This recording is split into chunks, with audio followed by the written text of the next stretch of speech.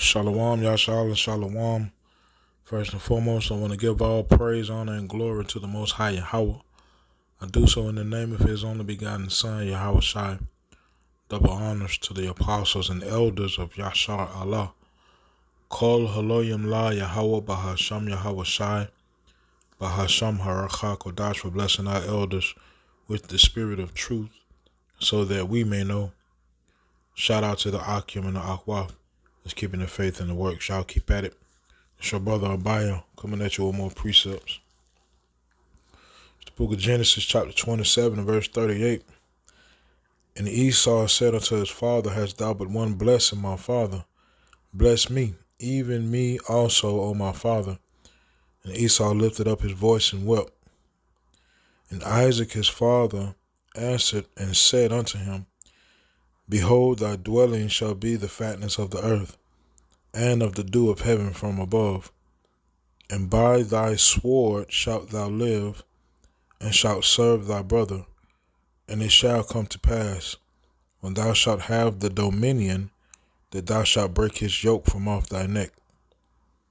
And Esau hated Jacob because of the blessing, wherewith his father blessed him. And Esau said in his heart, The days of mourning for my father are at hand, then will I slay my brother Jacob. Our forefather gave that blessing to Esau Edom, and we're witnessing that blessing today. We've been witnessing that blessing for a while. More so since the Renaissance, right? The dominion being taken off this devil's neck, Salah.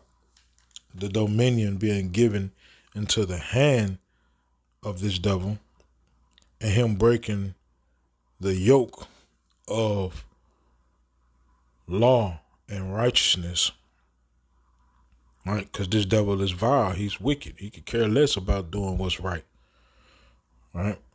And on top of all of that, this devil vowed to kill his brother Jacob. See, Esau Edom didn't know his words mean things. His words hold weight from the time that he sold his birthright all the way up until the time that he vowed to slay Jacob. Right? The Most High says our words hold the power of life and death. If Esau would have took the time to understand the blessing, he would have known that. But he didn't. So now here we are, and this devil is steadily hunting us through legislation. It used to be through actual physical, like lynch mobs and things of such, right? And they still do it physical now, but it's just in a different way, right? So with all that being said, I'm going to let this video play and I'll be back. And eat with me. The nigger is not a part of my family. As a result, I don't elect to have him sit and eat with me. As a result, I don't elect to have him belong to a club that I may belong to. This is the way it has been. It's the history of the South. It's because we've been brought up like this. We have been taught like this. And we teach our children like this. And they'll teach their children like that. All right? They've been brought up that way. They've been taught like that. They've been teaching their children. So, the same devils of old are the same devils of today. Get this straight. So, let me get this straight. You wiped out the natives in America, hired Chinese immigrants to build a railroad, and when they were done, you dressed up as the natives, chased, hunted, and unalived the Chinese railroad workers. You enslaved, segregated, and massacred blacks, dropped napalm on civilian villages in Vietnam. You unalived hundreds of thousands of innocent Japanese civilians when you dropped a bomb on Hiroshima and Nagasaki, started the war between Iran and Iraq, funded both countries, and made sure that they were unaliving each other. staged the 9/11 attack, invaded Iraq based on a lie just so you can steal their oil, invaded Afghanistan, took control of the opium fields so you can distribute it in black and brown communities, took out Gaddafi because he didn't want to use your currency. Instead, he wanted to make the African continent stronger. You started the war between Russia and Ukraine, and now you expect us to stand by you and your white supremacy mentality when you say, I stand with Israel?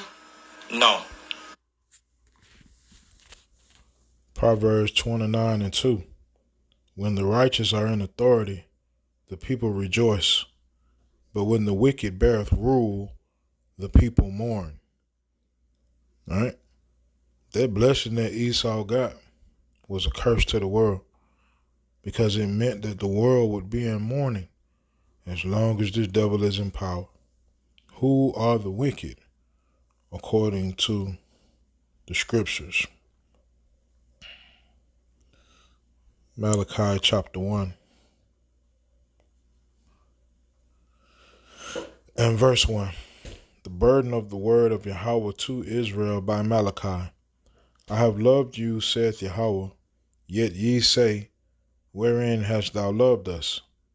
Was not Esau Jacob's brother, saith Yahweh? Yet I loved Jacob, and I hated Esau, and laid his mountains and his heritage waste for the dragons of the wilderness. Whereas Edom saith, we are impoverished, but we will return and build the desolate places. Thus saith Yahweh of hosts, they shall build, but I will throw down, and they shall call them the border of wickedness, and the people against whom Yahweh hath indignation forever. All right? And the time of your rule is slowly but surely coming to an end. Really, I can't even say slowly. Right? Because these prophecies jumping out the pages. Every time I look at the news, it's something new. All right? Whether it be some kind of war, or whether it be some kind of pestilence, or whether it be an earthquake in diverse places, volcanoes erupting, uproars of the people. All right? All kinds of signs showing this devil's rule is over with. All right? So, I am with that, man. Know your surroundings, know your enemy, and understand the length that this devil will go to uphold his word. All right? That same word that's spoken of in Genesis chapter 27. So with that, Yahweh Bashim Yahweh Shah these precepts in this video were edifying. Call Holoyim La Yahweh Bahasham Yahweh Shai Bahasham Harakakodash Shalom Yashar Allah.